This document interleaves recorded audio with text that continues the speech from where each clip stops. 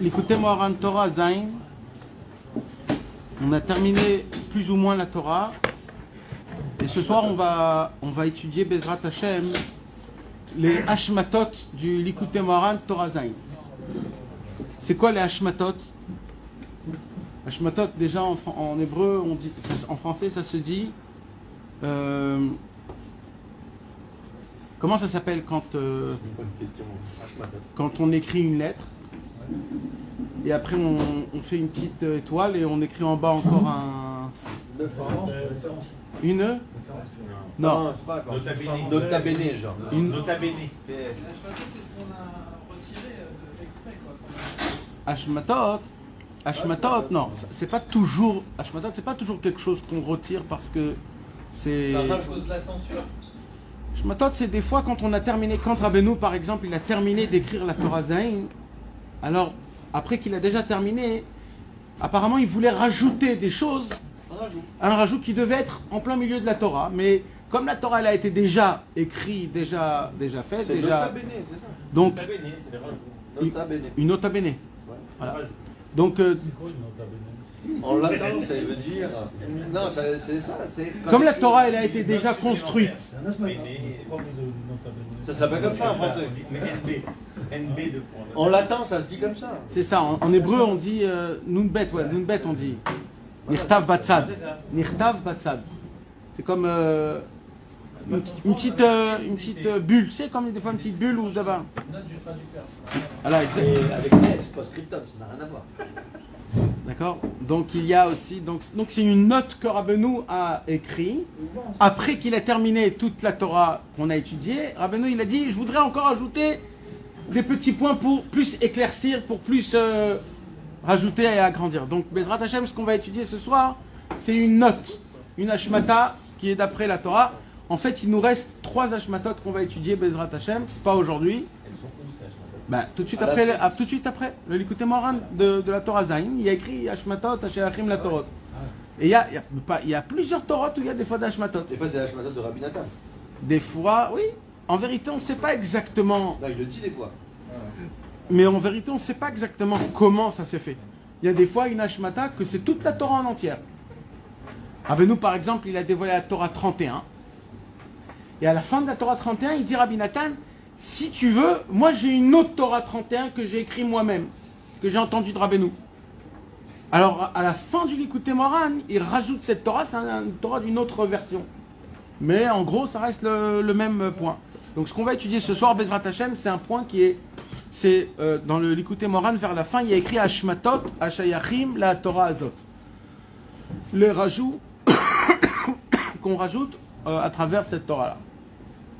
Ce qu'on va étudier ce soir, c'est un sujet qu'on n'a pas encore abordé à travers la Torah Zain. Donc, c'est un nouveau sujet. C'est un sujet qui est très, très important, surtout dans notre génération, et aussi qui intrigue énormément de personnes, même nous-mêmes. Mais ça intrigue beaucoup de gens. Rabbeinu, il va nous dévoiler une appartenance de ce qu'on a étudié jusqu'à aujourd'hui. On a étudié que Rabbeinu, il nous apprend que pour avoir la Emouna, alors il faut le Emet. Il faut se rapprocher du Emet. Comment on fait pour avoir du Emet? Il faut se rapprocher chez le Tzadik. Mais ça ne suffit pas. Il faut quoi? Il faut aussi entendre les conseils qu'il a à donner. Et ça aussi, ça ne suffit pas. Il faut aussi appliquer les conseils. Dire à Benou, quand on arrive à appliquer les conseils du Tzadik, il y a un lien qui se fait entre la personne et le Tzadik, comme un lien il dit Rabbeinu, de Nisuin, comme un lien de mariage. Il y a une union qui se fait entre l'élève et le maître, parce qu'il reçoit un conseil, le conseil il vient du cerveau, le cerveau de là-bas aussi il vient à la goutte, donc il y a un lien qui se passe entre l'élève et le maître, et ce lien-là, ça s'appelle Nisuin Vezivuk Dikdusha. Ça s'appelle un mariage et une union, et automatiquement, il dit Rabbeinu, à ce moment-là même, la vérité se grave en toi. Elle se grave. Tu n'as pas besoin de faire des choses, ça se fait tout seul. Juste le fait que tu vas chez le tzaddik, tu prends son conseil et tu essayes d'appliquer, tout ce inyan-là fait en sorte que ça va faire graver la vérité en toi. Et il dit Rabbeinu, et grâce à ça, donc on a le Emet, on a la Emouna, et la Emouna, elle t'emmène à la Tfila. Et la Tfila emmène les Nissim, et Eretz Israël grâce à ça. Et comme ça, tout ce qu'on a étudié jusqu'à maintenant. Maintenant, il dit Rabbeinu, si par exemple quelqu'un, il va se rapprocher chez un faux tzaddik, ou alors il va recevoir un mauvais conseil. Parce que c'est écrit nulle part que les tzadikim, ils donnent que des bons conseils. Il n'y a aucune aftacha, il n'y a aucune promesse. Ça se pourrait qu'il y ait des tzadikim qui sont très grands, mais en donnant des conseils, pas toujours ils savent donner des conseils. Pour donner des conseils, c'est un niveau qui est très élevé, qui est très spécifique. Alors, qu'est-ce qui se passe quand un homme prend un mauvais conseil, dit Rabbeinu? Alors là, il y a la même chose qui se passe, mais dans le mauvais côté. Il y a un mariage qui se fait, un Nisuin Vezivuk des Klipa. Il y a un mariage qui se fait dans le mauvais côté. Tu fais rentrer dans ta tête, tu imprègnes et tu fais graver en toi le mensonge. Le mensonge emmène quoi? On a dit, mes amis? Le mensonge emmène le niouf. Le niouf, c'est-à-dire la débauche, les passions sexuelles, toutes ces mauvaises choses-là, ça vient quand on prend des conseils de personnes qui ne sont pas aptes à donner de conseils, ou alors que les conseils ne sont pas aptes à la personne elle-même. Parce que des fois, un conseil que je vais donner à toi, c'est pas le même conseil que lui doit entendre. Donc des fois, il n'est pas apte. Alors il dit Rabbi Nachman, alors comment on fait pour essayer de ne pas tomber dans ça? Et ça se termine, Rabbeinu, il termine sa Torah en nous parlant du tzitzit. Il dit Rabbeinu, le tzitzit, on va en parler de ça à Bezrat Hashem plus tard, peut-être le cours prochain. Le tzitzit, c'est un chirion, comment on dit, c'est une armure. Le tzitzit, c'est une armure. Et il dit Rabbeinu que tous les matins, avant de l'Itatef Batzitzit, avant de mettre le talit, on dit un Leshamichoud ou avant la bracha, c'est très important, il dit Rabbeinu, c'est très important de dire que grâce à la tifa du tzitzit, du talit, grâce à la tifa du tzitzit, que je puisse découvrir le Emet, des tzadikim amitim, des tzot amitiot, des conseils vérités, et que grâce au conseil des tzadikim, je ne tombe pas dans la débauche, dans les passions sexuelles, dans toutes les passions qui sont mauvaises et qui m'emmènent et qui entraînent des mauvaises choses dans ma tête. Non, c'est pas grâce au tzitzit, je vais me protéger, je me rappelle. Oui. Et je vais avoir les conseils des tzadikim. Oui, mais ça, c'est pas une demande. Là, en demandant, c'est Hachem, sauve-moi. Ça veut dire, mais c'est pareil en vérité, ça dépend. Mais le Inyan, c'est de demander une demande, que le tzitzit, grâce à la tifa tzitzit, que je mets, alors à Kadosh Baruch Hu, tu fais en sorte que je puisse me rapprocher du Emet et de la Emouna, des tzadikim amitim, des tzot amitiot, et que je puisse appliquer et marcher dans ces chemins toute ma vie et tout le temps. Parce que le tzitzit, une des choses les plus importantes qu'il donne, et c'est ça l'essentiel qu'on doit l'avoir tout le temps, c'est ce Inyan-là d'être une armure. Mais Bezrat Hashem, on va un peu plus parler de ça peut-être plus tard. Ce qu'on veut parler ce soir, c'est quelque chose qu'on n'a pas mentionné ici. Alors je vais commencer à lire d'abord un petit peu l'Ikouté Moharan, et après on va rentrer dans le sujet. Rabbeinu, il nous dit comme ça, Atfila ou Bechinat Emuna. D'accord? Ça c'était au tout début de notre Torah. Rabbeinu, il nous avait dit, l'Atfila est du niveau de la Emuna. Ça veut dire quoi? Ça veut dire que quand un homme, il prie Hachem, automatiquement, il enrichit la Emouna. Automatiquement. Parce qu'on avait expliqué que le fruit de la Emouna, c'est quoi? C'est la Tfila. Quand tu as de la Emouna, alors la Tfila, c'est le signe de combien tu as de Emouna. Plus tu as de la Emouna, plus tu as de la Tfila. Quand un homme il dit oui, j'ai beaucoup d'Emouna, mais en fait il ne prie pas Hachem, il ne fait pas de demande à Hachem, alors en vérité c'est un manque de Emouna. Parce que quand un homme il a la Emouna, automatiquement ça l'emmène vers la prière. Ve'u bechinat anissim. Et il dit Rabbeinu, et la prière, elle emmène le miracle. D'accord? Écoutez bien parce que ça commence de là. C'est quoi le miracle? Alors il dit Rabbi Nachman, qui naissent les ma'alam miteva. Un miracle, c'est quelque chose qui est au-dessus de la nature. Ou les etzarich emuna. Donc, là, Rabbeinu, il nous mechaded, c'est-à-dire il essaye d'aiguiser ce qu'il vient de dire. Il y a plusieurs sortes de prières. C'est pas juste que quand j'ai de la emuna, alors automatiquement je prie. C'est pas ça. ça va encore plus profond. C'est-à-dire quoi? C'est plus tu as de la émouna, plus ta prière, tu peux la demander d'une autre façon. Je m'explique. Un homme, par exemple, un monsieur, il a un problème de parnassa. Ok. On va dire ce monsieur-là, il a une émouna, comme, on va dire, 20%. 20% d'émouna. Ok. Il dit, Rabbeinu, ces 20% d'émouna vont faire en sorte de puiser dans la prière 20% de la prière, pas plus. C'est-à-dire, comment je vais prier Hachem? Je vais dire, Hachem, écoute, j'ai pas de parnassa, donc moi j'ai besoin que tu me trouves un travail, que ce travail puisse me donner de la parnassa, et que je puisse trouver, que ma femme aussi, elle puisse trouver un travail, et que je puisse gagner tant, parce que si je gagne pas tant, je ne peux pas. Et comme ça, cette personne, elle commence à prier. Maintenant, il dit, Rabbeinu, si cet homme-là, il a plus d'émouna, sa prière, elle sera autrement. Elle sera comment? Hachem, j'ai besoin de parnassa. Donc, ce que je te demande, c'est que tu me donnes, toi, de l'argent. Il va pas rentrer dans comment, quel travail, combien je dois gagner, combien je voudrais. Et un homme qui a encore plus d'émouna, il dit, Hachem, moi, je veux te servir toi toute la journée. Donc, fais en sorte que j'ai de la parnassa. Je sais pas comment, mais la parnassa, elle arrive. Parce que toute la parnassa, elle vient de toi. Et j'ai la émouna parfaitement, que même la ishtadlout, j'ai pas besoin de faire. Donc on voit que plus un homme il a la émouna, plus il a une façon de demander les choses. Donc même dans la... C'est pour ça que c'est important de faire Hitbodedut.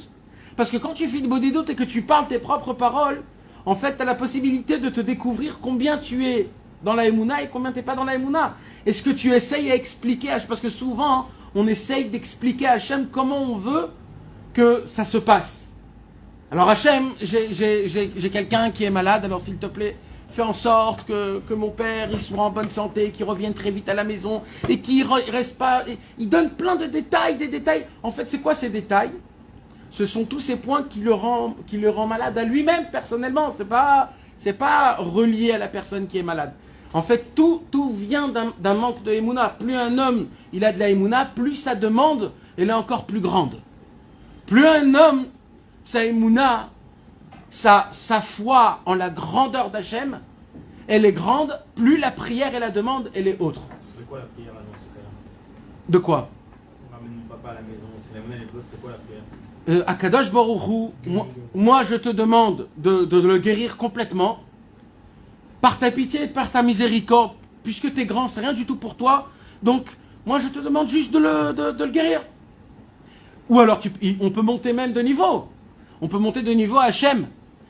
Fais que ce malade, il puisse savoir pourquoi il est tombé malade et qu'il fasse teshuva sur ça. Et que s'il doit mourir, il meurt en teshuva. S'il doit vivre, qu'il vit en Géoula.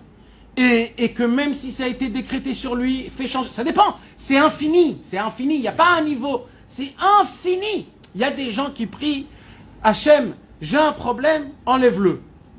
Et il y a des gens qui prient Hachem, fais en sorte que je puisse rester dans le problème en apprenant tout ce que j'ai besoin d'apprendre, en essayant de me battre et de gagner ce problème et de ressortir vainqueur. Il ne prie pas que le problème s'en va. Il prie qu'il puisse ressortir de ce qui se passe, de ce problème, tout le maximum que je peux pour mon avodat Hachem, pour ma vie, pour ma... Ça dépend, mais c'est encore infini, ça peut monter encore sans fin. Il faut aller sur les mettre, là, on est. Oui, vadaï qu'il faut aller. C'est chacun comme Bah oui.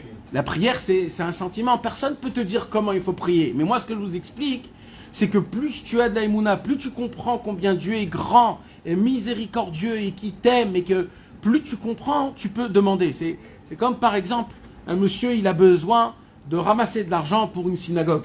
Alors on lui dit, il y a une adresse, si tu veux aller. C'est un monsieur, il a l'habitude de donner pour tout le monde. Alors monsieur, il va là-bas, il frappe à la porte et il dit bonjour, voilà, j'ai une synagogue, est-ce que vous pouvez aider? Oui. Alors il a entendu ça, le donateur. Le donateur, il lui signe un chèque, 500 shekels, il est content. Maintenant, le monsieur qui a repris le chèque de 500 shekels, il rentre chez la maison, il dit nous, combien il t'a donné le riche? Il lui dit bah autre Hachem, 500 shekels. Il lui dit quoi? 500 shekels? Tu sais que ce monsieur, il pèse 100 millions d'euros? 100 millions d'euros, il pèse.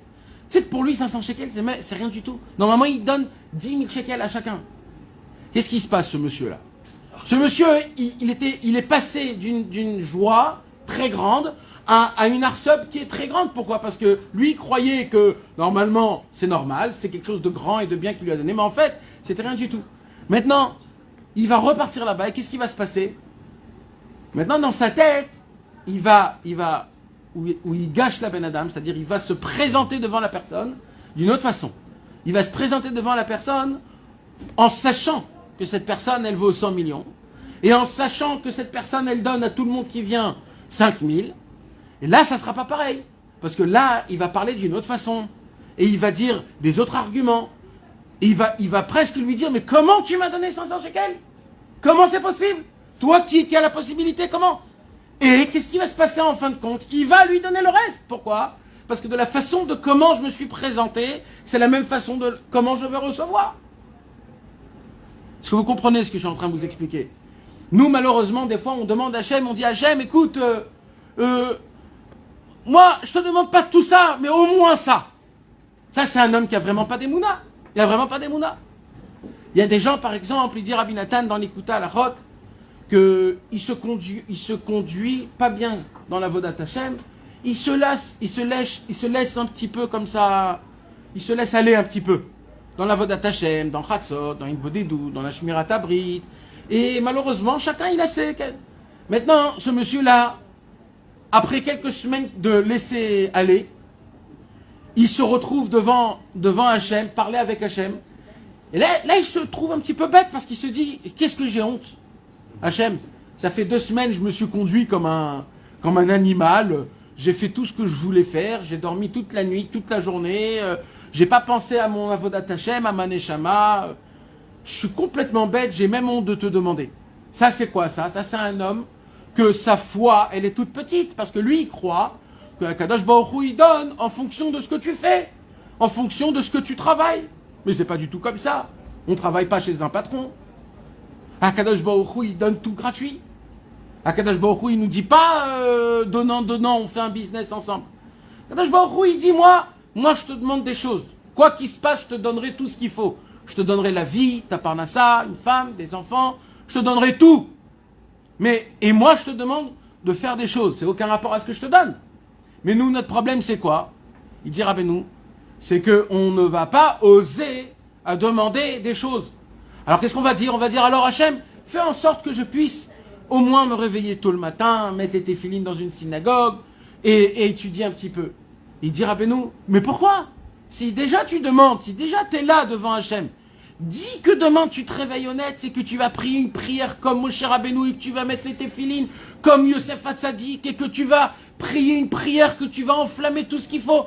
Demande le maximum. Comment tu te réduis à quelque chose qui est tout petit d'après un compte, un cheshbon, d'après un calcul qui est complètement faux. Il dit Rabbeinu, ça c'est ça qui veut dire Emouna Prinat Fila.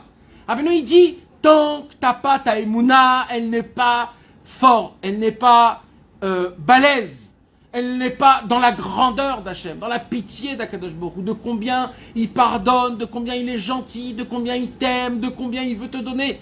Tant que ta Emouna, ta foi n'est pas forte dans ça, ta prière, elle va être toute petite. Quand on n'arrive pas à parler dans notre prière, quand on n'arrive pas dans notre Ilbo des doutes à trouver des mots ou à trouver des formules ou des choses comme ça, c'est parce qu'on n'a pas la Emouna qu'Akadosh Baruch Hu, il est mamache en face de nous et qui nous dit, mais parle, je bois chaque mot, je veux t'entendre, raconte-moi, qu'est-ce qui se passe quand tu fais shacharit? T'es joyeux, t'es pas joyeux, t'es fatigué, tu vas aller au travail, raconte-moi, t'es chatefoti, comme on dit,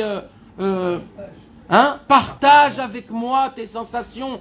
Comment tu le fais bien, tu le fais mal, tu le fais... Comment ça se passe tout ça? Hachem, il veut savoir. Si tu as la Emouna Behemet, qu'Akadosh Baruch Hu, il est là, qui veut Behemet entendre chaque mot, alors Bevadaï que tu vas commencer à lui raconter, etc., etc., etc. C'est vrai ou c'est faux ce que je vous dis, mes amis?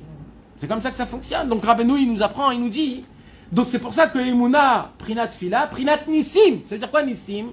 C'est quoi un Nes? Il dit Rabbeinu là. Il dit un Nes, c'est les Malamé Ateva. On ne va pas demander quelque chose, les Malamé Ateva à Hachem. On ne va pas demander quelque chose qui est au-dessus de la nature. Il y a écrit dans Sefer Amidot, c'est pas bien de la triarche. Comment on dit la triarche? déranger. Non, c'est de plus de fatiguer, mais c'est pas fatiguer, c'est de déranger, fatiguer. C'est pas bien de déranger ou de fatiguer Akadosh Baruch Hu en demandant du surnaturel. Du solliciter, si tu veux. Pourquoi? Parce qu'Akadosh Baruch Hu, d'une certaine façon, il a créé des règles de nature. Donc Akadosh Baruch Hu, il dit voilà, prie, fais tout ce qu'il faut pour essayer en sorte. Maintenant, de me demander de changer la nature pour toi, on ne demande pas tout, on ne demande pas. Maintenant, il dira, ben non, ça, c'est le niveau de tous les hommes. Mais un homme qui a une émouna qui est très grande, qui a une foi, qui croit dans Hachem et dans sa grandeur et de combien il nous aime et il veut nous donner, etc. Alors, pour lui, un miracle, quand il va demander à Hachem, comme Rabbi Nachman de Breslev. Rabbi Nachman de Breslev, quand il était tout petit, alors il était tout petit. Alors il a dit à Hachem, moi je veux que tu me renforces dans la émouna. Je veux que tu me donnes à manger du manger chaud dans la forêt. Moi, je suis dans la forêt toute la journée. Et de repartir à la maison et de revenir, ça me prend du temps de mon avodat Hachem. Alors, pour pas que ça me prenne du temps, je veux que tu me donnes à manger dans la forêt. Et je veux que ça soit chaud et que ça soit bien enveloppé pour que ça soit pas sale et que ça soit mangeable pour que je puisse servir à Kadosh Baruch Hu. Ça, c'est quand il était encore tout jeune, quand il avait à peine 13 ans ou même moins, ou tout jeune. Et ben, Maître Rabbeinu, il raconte que quand il était dans la forêt, le matin, il marche et il voit un papier sopalin. Il ouvre le papier sopalin et il voit comme une sorte d'omelette. Il avait une omelette qui était toute chaude, hein? Une fumante, avec de la qui était tout bien comme il faut, mamache. Vous croyez que Rabbeinu, quand il a vu ça, c'était très cher à ses yeux parce qu'il a vu Hachem a écouté la tfila d'un enfant et Hachem a changé la nature pour lui, pour rien.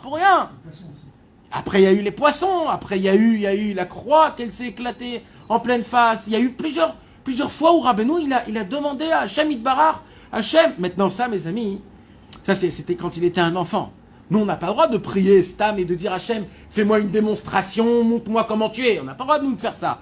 Mais ça, c'est une histoire quand Rabbeinu était tout petit encore, quand il était un enfant, c'était encore avant. Il était simple, il a demandé à Hachem avec simplicité, fais-moi montrer où tu es, comment tu es. Et aussi, Rabbeinu, il n'avait pas besoin de cette émouna-là pour croire en Hachem. Il croyait déjà en Hachem bien avant, c'était juste en plus. Donc, en plus tu as de la émouna dans Hachem, plus tu as une possibilité de demander quelque chose qui est en dehors des miracles. On peut demander au-dessus de la nature, on peut demander quelque chose de la nature. Non, mais ça dépend de ta émouna. Non. On prie pour un miracle au-dessus de la nature, on ne prie pas pour un miracle au-dessus de la nature.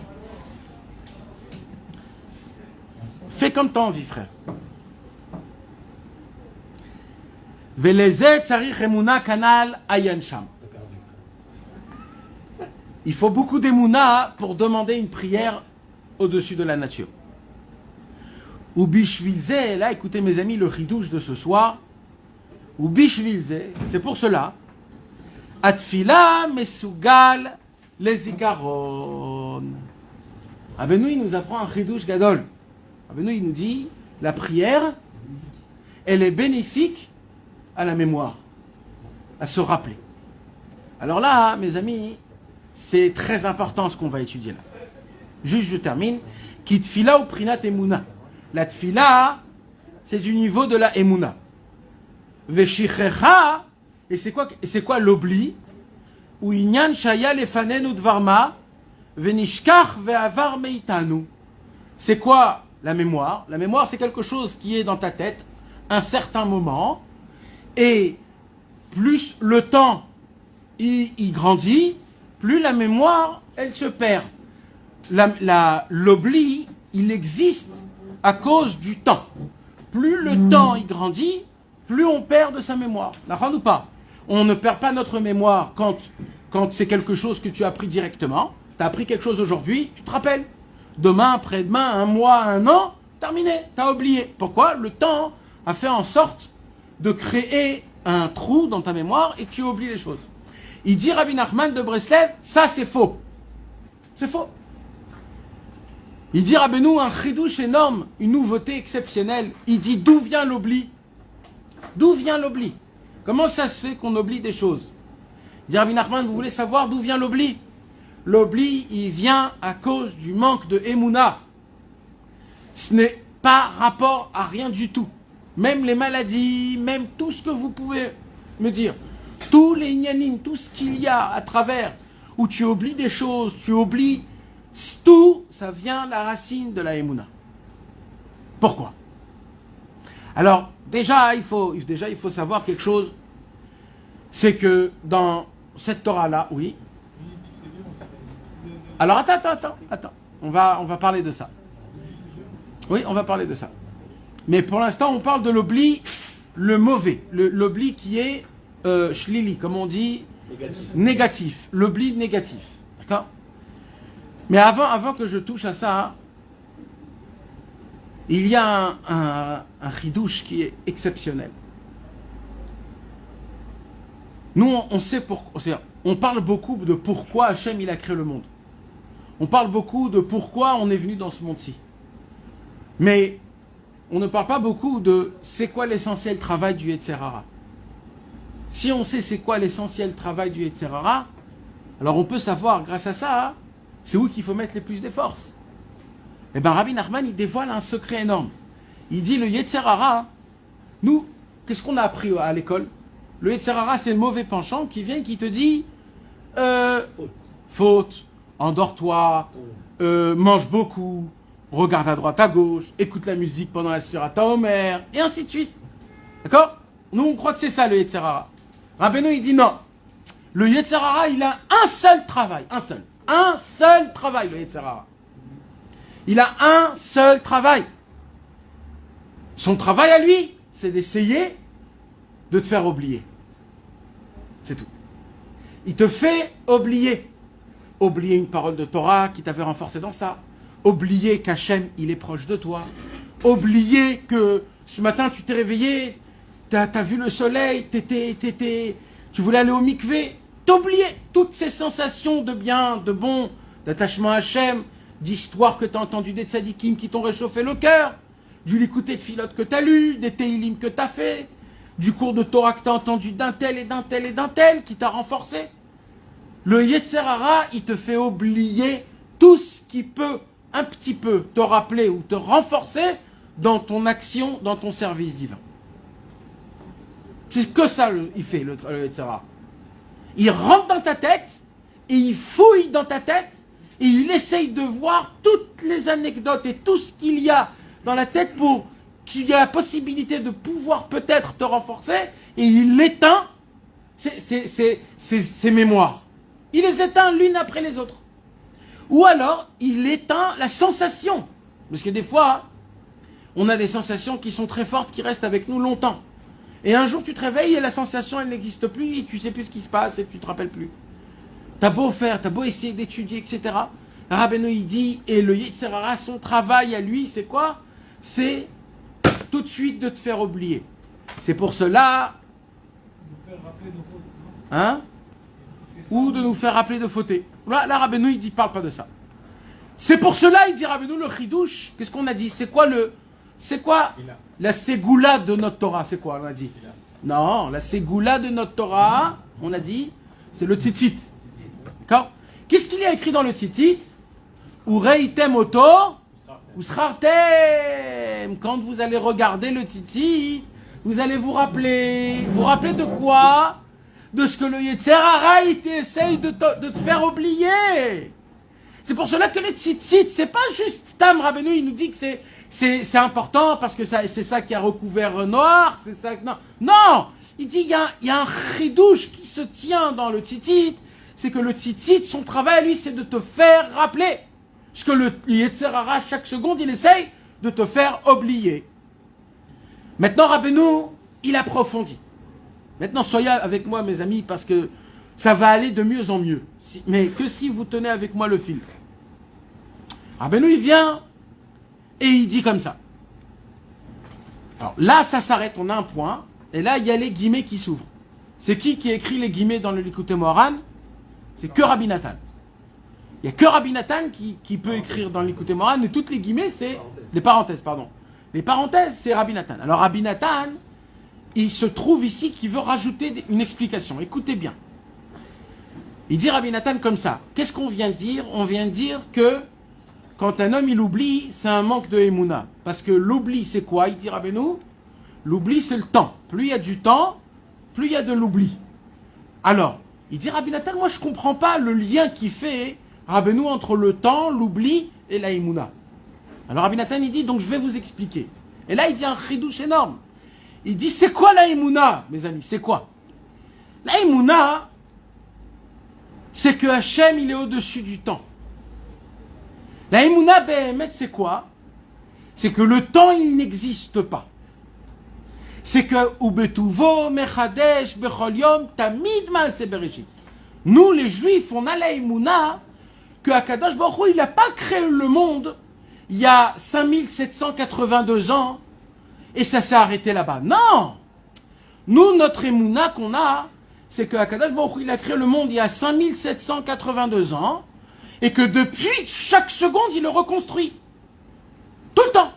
Il renouvelle tout le temps sa création. C'est pas qu'il a créé les 6 jours et le 7e jour, et depuis, c'est une... comment on appelle ça?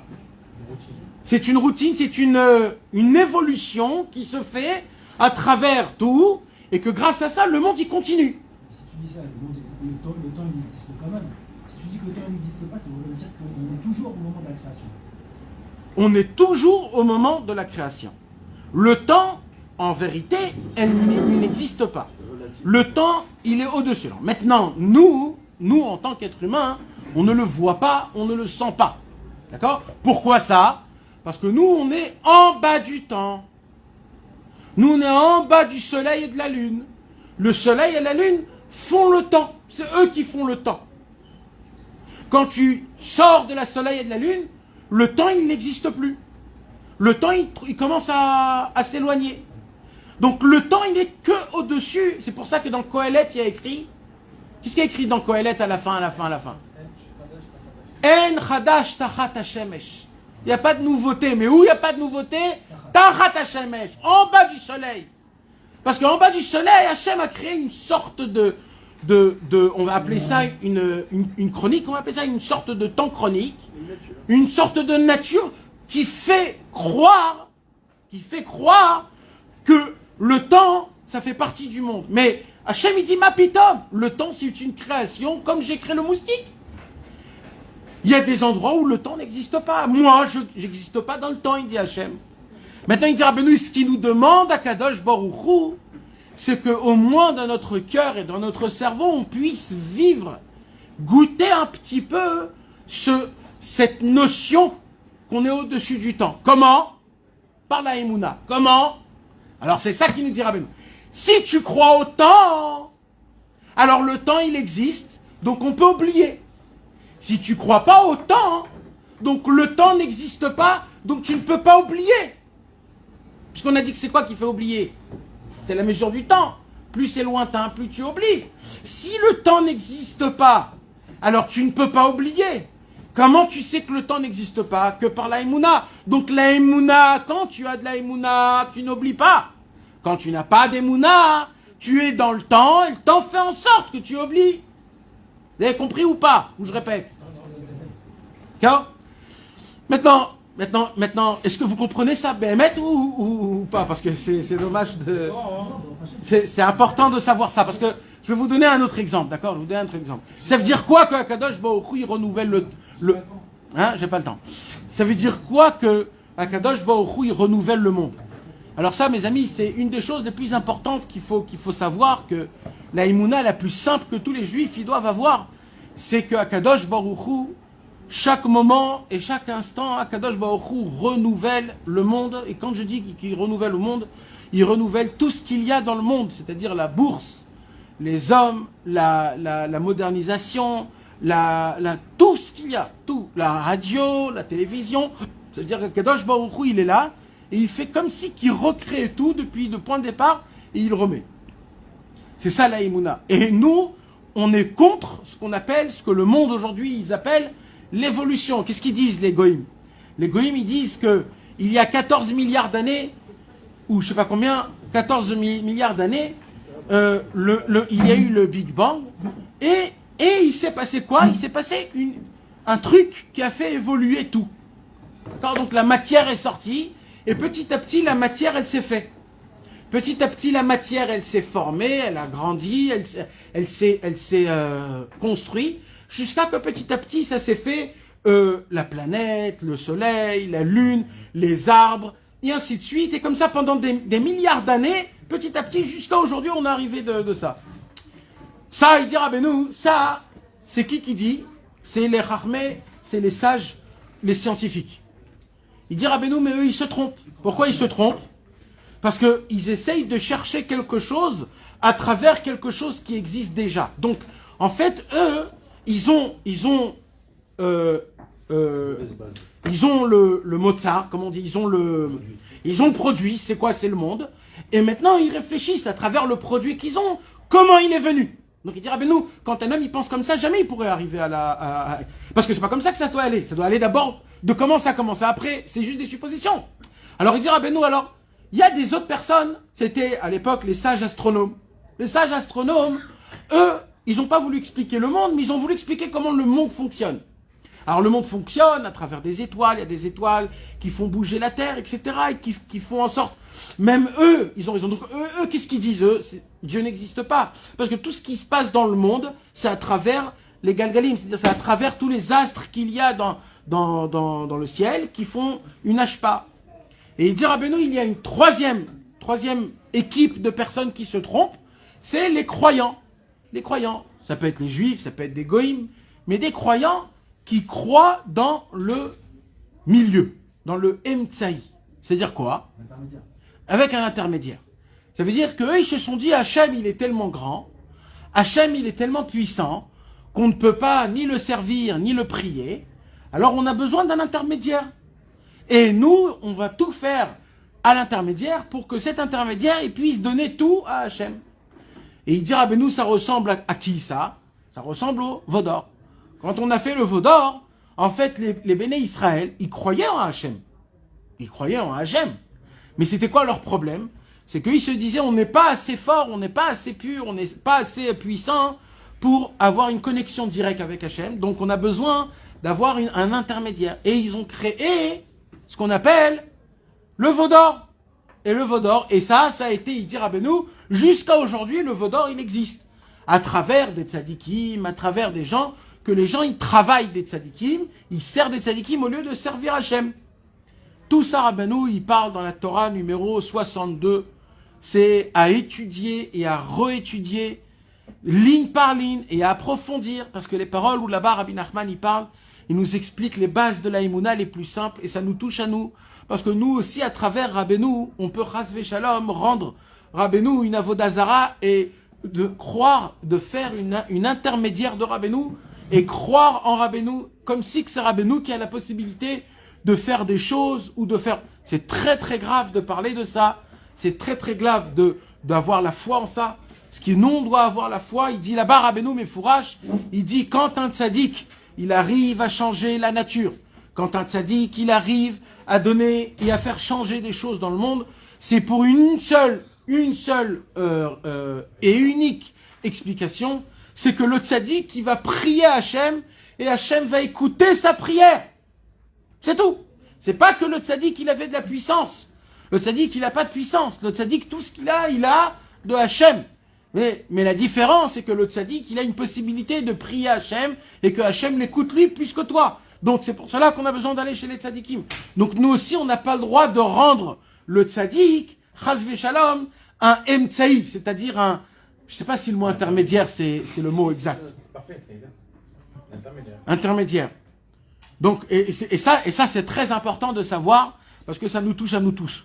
Donc c'est ça la Emouna Pshuta qu'on doit avoir. Maintenant, quand un homme, il a de la Emouna Pshuta, que Akadosh Baruch Hu, il est au-dessus des astres, au-dessus de la nature et au-dessus des croyances, les trois qu'on vient d'expliquer, il dit quand un homme, il a cette émouna de combien Akadosh Baruch Hu, il est grand, et qu'il a la foi que même un tout petit juif, quand il demande des prières à Hachem, Akadosh Baruch Hu l'écoute, même sans des mitzvot et des maasim tovim, alors Behemet, ça s'appelle la émouna Bechinat Fila, Bechinat Nissim. Ça arrive à enlever même les lois de la nature. Pourquoi? Parce que lui, il n'est pas accordé d'après la nature. Ça veut dire quoi? Ça veut dire si dans ma tête, moi je suis fermé, contracté dans les lois de la nature, alors ma demande, elle va être dans les lois de la nature. Hachem, fait que je trouve un travail pour que je puisse avoir une rentrée, pour que cette rentrée, elle puisse me donner à manger, que je puisse avoir une grande maison, avec une grande terrasse, avec etc., etc., etc. Alors là, le monsieur, qu'est-ce qu'il fait? Il a une émouna qui n'est pas très grande et il donne à Hachem ce qu'il a ce qu'il veut. Une grande maison, une grande... Mais il y a quelqu'un qui est encore plus grand. Il y a quelqu'un que quand il demande à Hachem, d'apprendre à ça, hein, il dit à Hachem, Hachem, moi, ce que j'ai besoin, c'est que j'ai ce qu'il faut et que j'ai pas de problème dans ma tête. Donc, j'ai même pas envie que la parnassa vienne dans ma tête, qui vient dans mon cœur. Je veux même pas avoir cette sensation-là. Je veux même pas m'occuper de ça. Ça, c'est quelqu'un qui a une émouna, qui est au-dessus de la nature, parce que lui aussi, il est au-dessus de la nature. Il va pas regarder comment on a de l'argent, comment on n'a pas d'argent, à travers quoi. Lui, il a la émouna, que peut mettre l'argent, elle peut descendre. Donc, en vérité, on voit que la tfila, à travers la émouna, tout change, comment tu demandes et comment tu peux recevoir.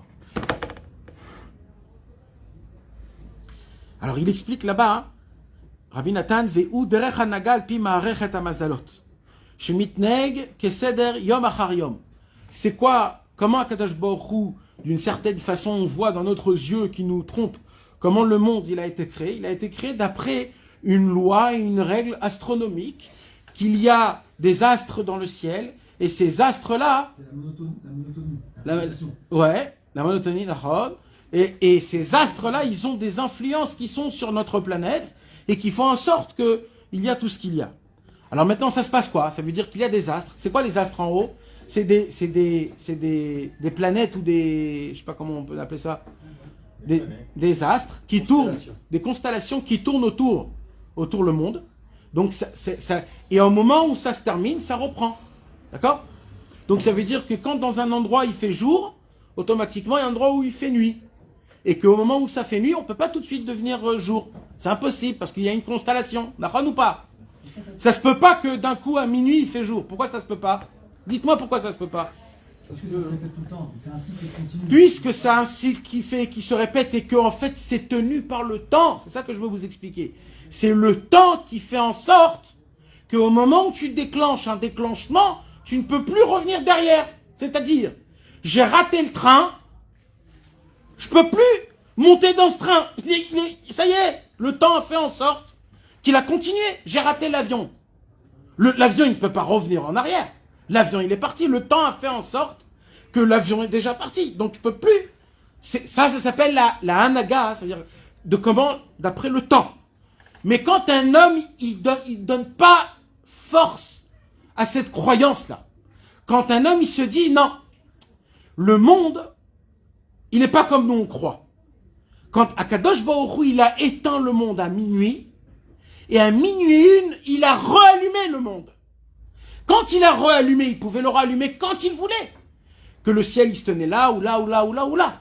Donc, quand tu ne crois pas qu'Aviachol, tu dépends pas du temps et tu as la émouna dans Hachem, même quand ce que tu demandes, c'est au-dessus des lois de la nature. Donc, même si tu as raté le train ou si tu as raté l'avion, si tu ne t'attaches pas à la mesure du temps, car tu sais qu'Akadosh Baruch Hu, il est au-dessus de la mesure du temps, ça se pourrait qu'il se passe des miracles avec ce que tu demandes et que vraiment, mec, tu puisses voyager dans un train ou dans un... Yoshua avec le soleil, non? Et la preuve la plus grande, c'est Yoshua. C'est quoi le lien de Tfilat Shav alors? Ça a étudié. Tzarech Riyun Badava. Il y a une grande marloquette de Rishonim, Behemet, sur ce Inyan-là. Comment c'est possible de dire Tfilat Shav même après que... Alors en vérité, il y a une marloquette entre le Bavli et le Yerushalmi. Alors déjà, pour que les gens y comprennent, il y a une Gemara dans la Sechet Brachot qui dit un homme, il rentre dans une ville. Et un monsieur, il vient, il te dit « Ah, comment ça va? J'ai entendu que ta femme, elle a eu un garçon. Mazal Tov !» Et lui, il ne savait pas. Alors, la Gemara, elle dit « S'il prie pour que ça soit une fille, ou alors que c'est pour un garçon, ça s'appelle la Rezet Filat Shav, ça s'appelle une prière en vain. Pourquoi c'est une prière en vain? Parce que ça y est, le bébé il est né. Pardon, c'est pas quand une femme elle accouche, c'est après les 40 jours. Il y a écrit que pendant les premiers 40 jours, le fœtus il n'a pas de sexe. Et c'est qu'après les 40 jours que le sexe il commence à se former. Donc quand un homme il prie une prière après les 40 jours que la femme elle est enceinte, quand il veut que ça soit un garçon ou une fille, la Gemara il nous dit à Rezot Vilat Shav. C'est une prière qui est en vain, ça sert à rien. Pourquoi? Parce que le sexe il est déjà formé. Comme ça le Bavli il dit. Mais le Yerushalmi il dit pas 40 jours. Le Yerushalmi il dit, c'est tant qu'il est né, tant qu'il n'est pas encore né, tu peux prier. Tant qu'il n'est pas né. Pas les 40 jours. C'est une marloquette entre le Bavli et le Yerushalmi. Donc d'après le Yerushalmi, c'est pas une tfilat shav. Et où on apprend ça? Le Yerushalmi dit, d'où on apprend ça? D'où on apprend ça, mes amis? Avec Dina. Quand Dina, quand Dina, elle était dans le bébé, dans la ventre de sa maman, c'était un garçon. Ça devait être Yosef.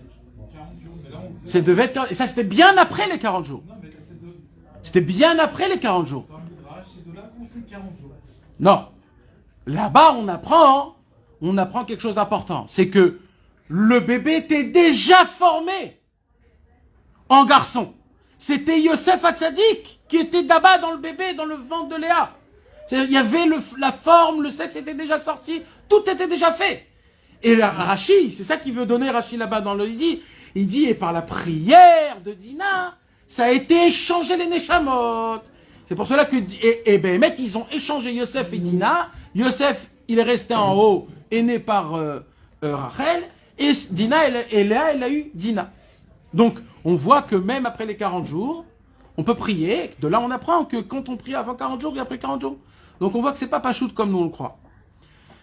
Maintenant, donc, quand un homme il a une émouna qui est aussi grande, alors, qu'est-ce qui se passe à ce moment-là? C'est d'après ce qu'il arrive avec sa émouna et la grandeur d'Hachem, il a une possibilité de pouvoir demander, réclamer des paroles envers Akadosh Baruch Hu. Si vous voulez un petit peu avoir une notion, on a déjà parlé de ça le cours dernier, mais une petite notion de la émouna que Rabbi Nathan il avait, il faut ouvrir le Likutei Tfilot et pas le lire. Il faut l'étudier. Et d'essayer de noter des phrases dans le Likutei Tfilot, tout le Likutei Tfilot, phrase par phrase. Pas en tant que prière, mais en tant d'essayer de voir et de découvrir comment Rabbi Nathan il demande des demandes à Hachem. Normalement, après qu'on étudie le Likutei Moran, tout de suite il faut faire le Likutei Tfilot. On prend la Tfila numéro 7 et on va commencer à voir. Alors moi je sais que j'ai appris qu'il faut avoir la Emouna, la Tfila, Nissi, Meret Israël, Shmirat Abrit, Tzitzit, et Tzadik Emet, et Tzot Amitiot. Alors apparemment de faire une Tfila à travers ça prend 15 minutes. Maximum, grand maximum, un quart d'heure de demander tout ce qu'il y a demandé. Mais ça c'est pour un homme qui a une Emouna nulle. Mais quand on voit Rabbi Nathan, quand il demande quelle Emouna il veut. Quelle Emouna? Il y a dans la Tfila numéro 7, Rabbi Nathan, il mentionne 8 synonymes de perfection d'Emouna. 8 synonymes. 8 sortes de perfection de Emouna. Emouna, Zaka, Tsacha, Yeshara, Bara. Mamash, il donne des notions, que ça soit d'une façon, que ça soit comme on voit dans les yeux, et que ça soit... Maintenant, comment il arrive, Rabbi Nathan, à faire? C'est pas que c'était juste un homme un orateur. Rabbi Nathan, il avait une émouna qui était tellement grande qu'à chaque fois qu'il avait un petit problème, ou il y avait un manque d'émouna, il faisait rentrer dedans toute sa demande sans avoir peur, sans avoir... D'accord? Et il dit, Rabbeinu, Machen, Ken Imaamin, par contre, quand il y a un homme qui a la foi, chez Yesh Mechadesh Akol Birtsono, qu'il y a un Dieu que par sa volonté il renouvelle tout, Bechol Yom Tamid, tous les jours et tout le temps, Veu Mechaye ou Mekayem Akol Tamid, et qui donne de la vitalité et de la maintenance dans toutes sortes de créations qu'il y a dans le monde, tout le temps, à chaque instant. C'est comme, par exemple, l'électricité. Tant qu'il y a l'électricité, la lumière, elle peut éclaircir. Mais au moment où l'électricité, elle saute, qu'est-ce qui se passe? Tu peux allumer 100 fois l'interrupteur, Et l'interrupteur ne peut pas allumer. Pourquoi? Parce qu'il n'y a pas de charge électrique. Tant que j'ai pas de charge électrique, alors je peux rien faire. Au moment où je suis mechoubar, où je suis branché dans une charge électrique, là, je peux allumer. D'accord? Akadosh Baruch Hu, tout ce qu'il y a dans ce monde-ci, c'est parce qu'Akadosh Baruch Hu, il verse de sa divinité, de sa lumière et de sa puissance et de sa force dans chaque millimètre qu'il y a, dans tout, chaque seconde, chaque millimètre de ce monde-ci. À partir de ce qui est matière, jusqu'à même de l'air et même rien du tout. Donc il n'y a pas de temps. Alors, nous, l'être humain, il capte le temps, mais en vérité, le temps n'existe pas. Mais l'être humain, il capte le temps. L'être humain, il est obligé, il capte le temps, malasot. C'est comme ça. L'être humain, il capte le temps, malgré que le temps n'existe pas. L'être humain, il est avec toutes les constellations. Oui. Ouais. Le soleil, la lune, et ainsi de suite. Voilà. Mais en vérité, le temps, il n'existe pas. Le temps, c'est juste quelque chose qui a été créé. C'est-à-dire, Donne un exemple de quoi? entre ça, ce qu'il a dit Moshe, le temps n'existe pas. Alors. Quelqu'un qui doit payer son Non, loyer, non, nous, on peut, on peut pas voir un exemple. Personne ne vit en dehors du temps. Personne. On vit tous en bas du temps. Mais la différence, c'est quoi? C'est est-ce que le temps, il a une emprise sur toi ou pas? C'est ça la question. On vit tous sous le temps, parce qu'on meurt tous. D'accord? On meurt, pourquoi on meurt? C'est le temps qui fait en sorte qu'on meurt. On a passé une mesure de temps, on meurt. Mais maintenant, il y a une force où le temps n'a pas d'emprise tout petit. Comment? Par exemple, il y a des fois, on peut le voir quand...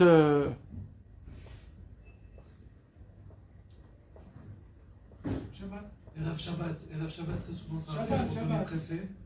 Mamash, on le met de côté tout et on doit faire une mitzvah absolument. Et tout s'arrête, Mamash. Et on voit qu'on arrive à tout faire. Plein de fois, il y a des voyages qui se font d'un endroit à un endroit, où tu perds la notion du temps.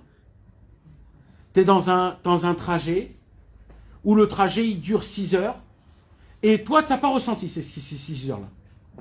Ça, c'est quelque part, tu étais Le sommeil. dans ta tête, ou alors, Rabbeinu il donne une Torah, c'est une Torah qui est très importante, c'est la dernière Torah que Rabbeinu il a marché avec elle. C'est la Torah 69 de la deuxième partie du Likutei Moharan. C'est la Torah du temps et de l'espace. Rabbeinu il dit, un homme, il peut dormir et il peut rêver un rêve où dans ce rêve, il peut vivre 50 ans.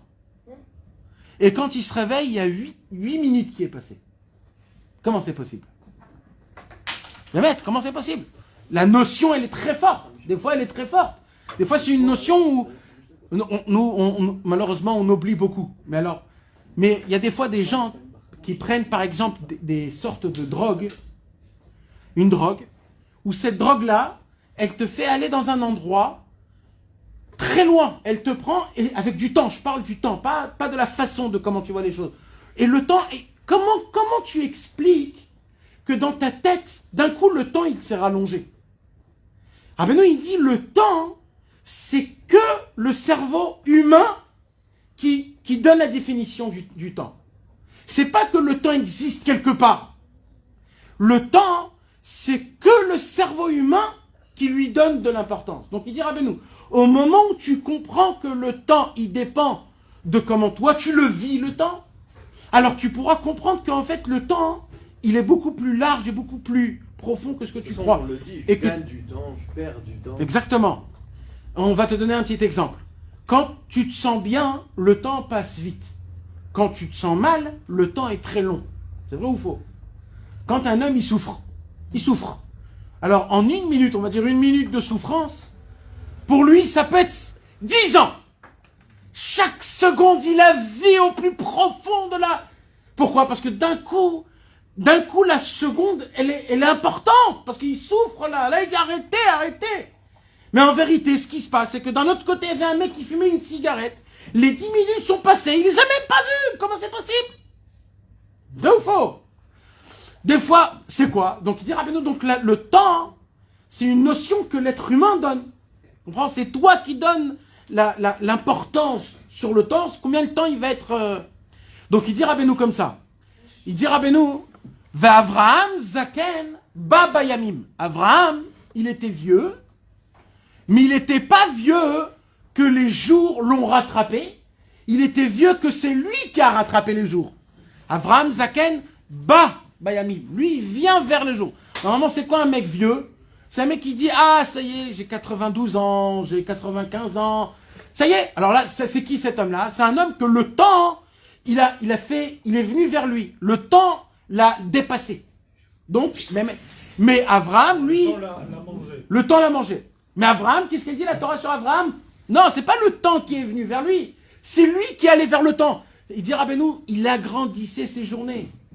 Ses journées n'étaient pas... Ça veut dire, dans l'Agdama du Halim les Troufa,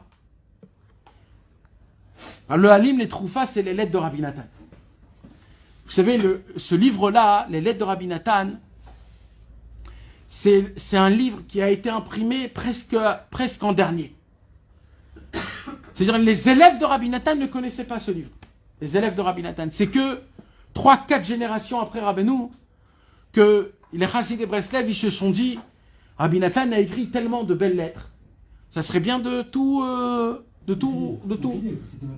Voilà. Alors Rabbi Nachman de Tchérin, il avait envoyé plusieurs personnes des Chassidés Breslev dans plusieurs villes et de demander à tout le monde, tout celui qui a des lettres, qui a reçu des lettres de Rabbi Nathan, qui donne, on veut tous imprimer. Rabbi Nathan, il écrivait plein de lettres. Tous les jours, il avait un seder, Rabbi Nathan, d'écrire une lettre. Tous les jours, il avait un seder. Il écrivait à un Rabbi Yitzhak, à ses enfants, à Rabbi Naftali. Tous les jours, il écrivait un seder d'écrire des lettres. C'était comme le téléphone du matin. À l'époque, il n'y avait pas de téléphone. Alors comment on renforçait les gens? C'était pas une lettre. Ouais. S'il aurait aujourd'hui l'Internet et les WhatsApp, toute la journée, il était dessus, Rabbi Nathan, en train d'envoyer des textos dans le monde en entier. Parce que c'est ça qu'il faisait Rabbi Nathan. Il avait un seder kavua d'écrire des lettres. Maintenant, alors ils ont imprimé le premier livre. Le premier livre était tout petit. Et après, ils ont vu que ce livre, il a fait beaucoup de bruit dans le monde. Alors, il y a eu encore plein de lettres qui sont revenues. Et là, Rabbi Nachman de Tchérin, il a réimprimé un deuxième livre de Halim les Troufa, qui est le Halim les Troufa d'aujourd'hui. Ce sont les lettres que Rabbi Nathan a écrites. Et là-bas, mes amis, celui qui veut un petit peu connaître la grandeur de Rabbi Nathan, il faut qu'il lise la préface que Rabbi Nachman de Tchérin a écrite sur le Halim les Troufa. C'est une des plus belles louanges qui existent, qui ont été écrites sur Rabbi Nathan. On n'a pas des louanges qui ont été écrites sur Rabbi Nathan. On a les louanges qui ont été écrites sur Rabbeinu. Mais qui peut écrire sur Rabbi Nathan? Et bien là, dans ce livre-là, dans cet Akdama du Halim les Troufa, il y a des louanges sur Rabbi Nathan. Et là-bas, Rabbi Nachman de Tchérin, il dit comme ça. Moi, je connais Rabbi Nathan. J'ai connu Rabbi Nathan. Et je connais aussi l'emploi du temps. Il dit, je vais vous décrire un petit peu son temps. Et là-bas, il dit Rabbi Nachman de Tchérin, il dit, Rabbi Nathan, pendant 6 ans, il était en marloquette, loin de sa maison. Rabbi Nathan a construit le Kloïs avec 0 argent. Et avec des élèves qui étaient tous pauvres. Donc Rabbi Nathan était toujours obligé de mendiciter pour acheter un terrain, construire le Kloïs et le maintenir pendant toute l'année. Déjà ça prend toute une journée, tout le temps. Mais il dit, Rabbi Nathan, il avait plus que ça. Puisque Rabbi Nathan, il a écrit plus de 10 000 pages grands de l'Ikouté Halachot, des Chidushim, que juste ça, juste pour écrire le l'Ikouté Halachot, il faut plus qu'une vie en entière. Rien que le l'Ikouté Halachot, il dit Rabbi Nachman de Tchérin, rien que le l'Ikouté Halachot, il faut une vie en entière pour l'écrire, en ne faisant rien par ça. Rien. Et Rabbi Nachman de Tchérin, c'était un gaon, mes amis. Rabbi Nachman de Tchérin, il sait ce qu'il dit, il sait ce qu'il parle. C'était pas un petit, c'était un gaon, un Hav Bedin. C'était le Hav Bedin de Kihila de Tchérin. Le Rav de Tchérin, 26 générations, c'était des Rabbanim, des Dayanim. 26 générations. 26 générations. Vous savez ce que c'est 26 générations? C'est plus que 1000 ans. 1000 ans de Dayanim. Fils, père, fils, père, fils, père. 1000 ans de Dayanim, Rabbanim, Tzadikim. Le Rav de Tchérin, c'est le dernier, la dernière ligne. Le Rav de Tchérin, il dit, moi je sais, moi c'est dans mon ADN, moi, la Lamdanout, la Torah, la Yirat Shamayim, le Shas Bavli Yerushalmi, Midrash Rabat Tanchuma, Kitvari, Zohar Akadosh, tu connais Zohar. Moi c'est dans mon ADN. Moi quand je suis né avec ça. C'est juste... Et il dit, je vous dis, le Likuta Halachot, pour écrire le Likuta Halachot, il faut une fille. Mais le problème, c'est que Rabbi Nathan, il s'est rapproché de Rabbeinu à l'âge de 22 ans. Il a commencé à écrire le Likuta Halachot à l'âge de 33 ans. Et il est mort à 65 ans. Donc, de 33 ans à 65 ans, il a écrit 10 000 pages, que chaque page peut faire une bombe atomique. Que chaque page, c'est comme une révolution de ce qu'il a dévoilé Einstein, E égale MC2. 10 000 pages comme ça. Pas une. 10 000 pages comme ça. Il dit, mais c'est pas ça le problème. Le problème, c'est que, mis à part ça, il a écrit la même quantité de pages en lettres qu'il a envoyées à tout le monde. Alors, c'est quand qu'il a écrit les lettres, c'est quand qu'il a écrit le Likuta Halachot. Alors il dit Rabbi Nachman, mais non, mais je vous ai encore rien dit. Parce que, mis à part ça, Rabbi Nathan, il avait son seder. Son seder que Rabbeinu lui avait donné. Et dans le seder que Rabbeinu lui avait donné, c'était de terminer le Shas Mishnayot une fois par mois. Une fois par mois. 18 prakim de Mishnayot tous les jours. Tous les mois. Vous comprenez ce que je suis en train de vous dire? Mis à part le seder qu'il avait du Shulchan Aruch qui le terminait une fois par an. 5 pages et demie par jour. De Shulchan Aruch, pas en le lisant comme des Teilim. En l'étudiant comme il faut. Après, il devait terminer le chasse. Il devait terminer. Rabbeinu lui avait donné un seder qu'il fallait qu'il maintienne. Maintenant, il dit Rabbeinu, mais ça, c'est mis à part 6 ans que tu prends dans sa vie, que pendant 6 ans, il n'avait pas où dormir, où il était poursuivi pour meurtre, on voulait le tuer. Il n'avait pas de livre, il était en prison. Comment tu tiens tout ça en 6 ans, tu enlèves... Comment? Il dit Rabbeinu, mais à part ça, mes amis, il y a le Likuté de Filote. Pour écrire le Likuté de Filote, c'est pas j'ai une demi-heure ce soir, je vais écrire une petite prière. Pour écrire le Likuté de Filote, comment il est fait, comment il est basé. Mais ça prend des journées, des journées de préparation pour pouvoir mettre à l'écrit. Parce que Rabbi Nathan, il dit, c'est quoi les prières que j'ai fait? C'est quoi? C'est je suis allé dans la forêt et j'ai prié Hachem et d'un coup j'ai eu des arguments. Je me suis dit, ah, c'est un bel argument ça, faut que je l'écris. Après des années plus tard, il boit des doutes sur cette fille-là, il a un nouvel argument. Alors il réécrit, s'il faut que je le réécrire. Et de cet argument à un autre argument. Et comme ça, le Likuté de Filote se construit. Mais maintenant, mes amis, il y a beaucoup plus que ça. Il y a quoi? Il y a le Tfous. Le Tfous. Qui est-ce qui a imprimé les livres de Rabbeinu?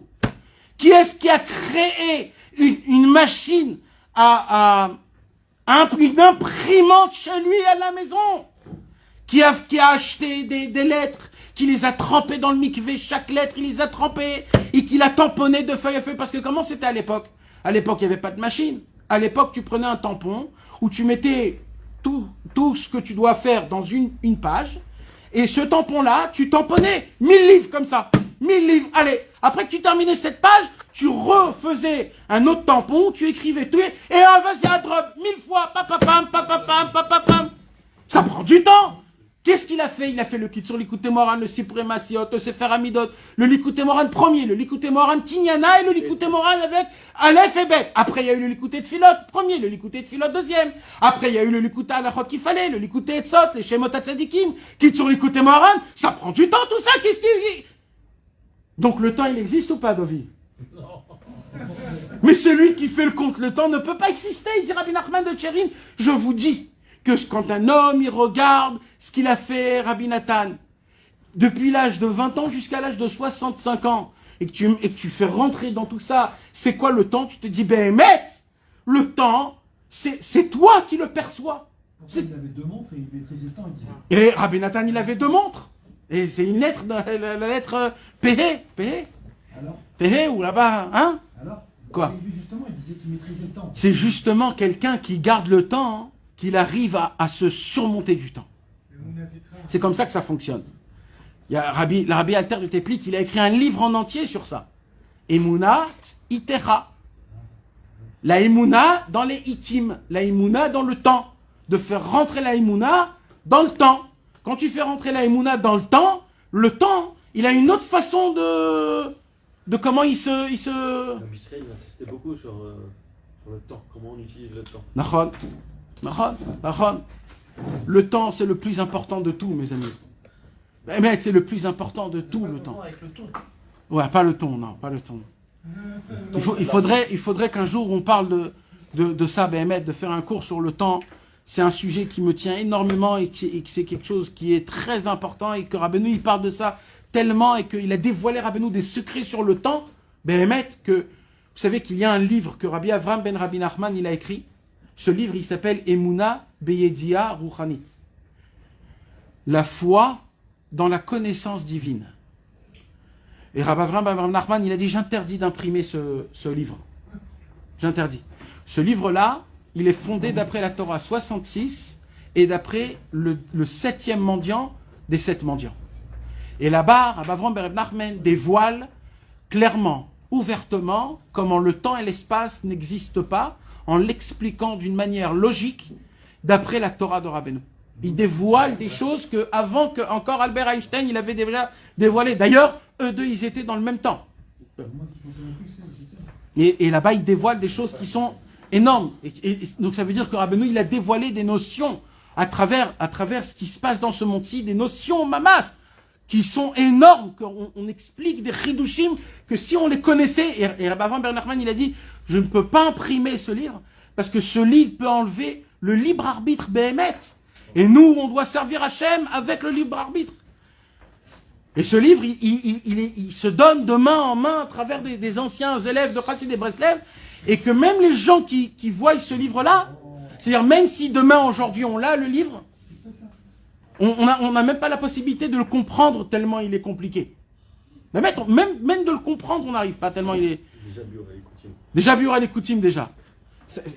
Donc, Bekitsour, mes amis, il y a beaucoup de choses à dire à ce sujet-là.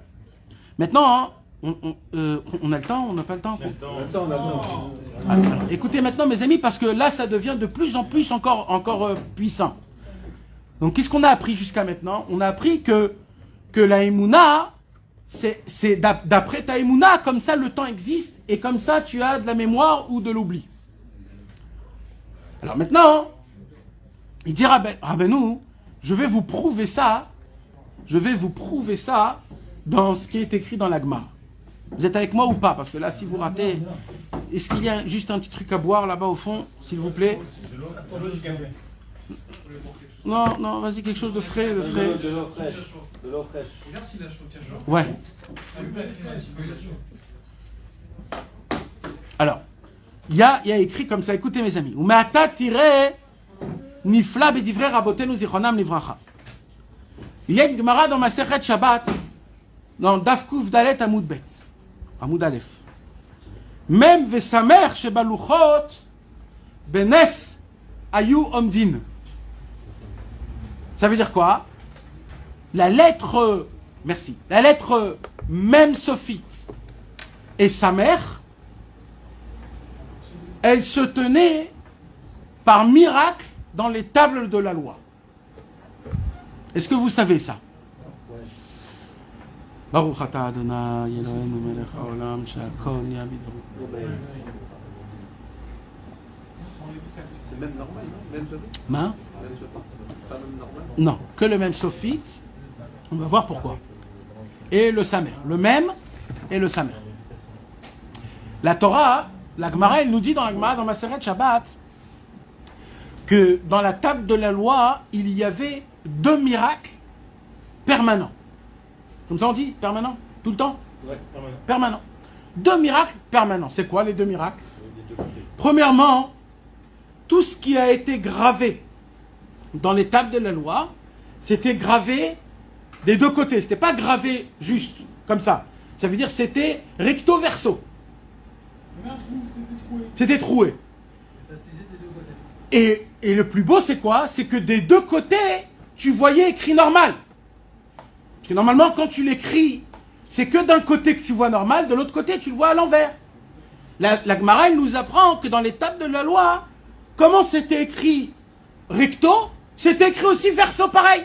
C'était pas inversé. C'était pas miroir. C'était pas miroir. C'était pas effet miroir. C'est pas que c'est du miroir, c'est ça, c'est du miroir. Et de l'autre côté, quand tu viens, que tu tournes, ça peut pas être un effet miroir. L'effet miroir, il est fait que quand ce que tu as dans la face et dans le retour, c'est la même chose. C'est pas un effet miroir. Maintenant, le deuxième miracle, c'était quoi le deuxième miracle? Si les tables de la loi, ils étaient gravés d'un côté à un autre côté, c'est-à-dire des deux qui étaient persans de côté, alors on a un problème avec deux lettres. C'est quoi les problèmes avec deux lettres? C'est le même sophite et le samer.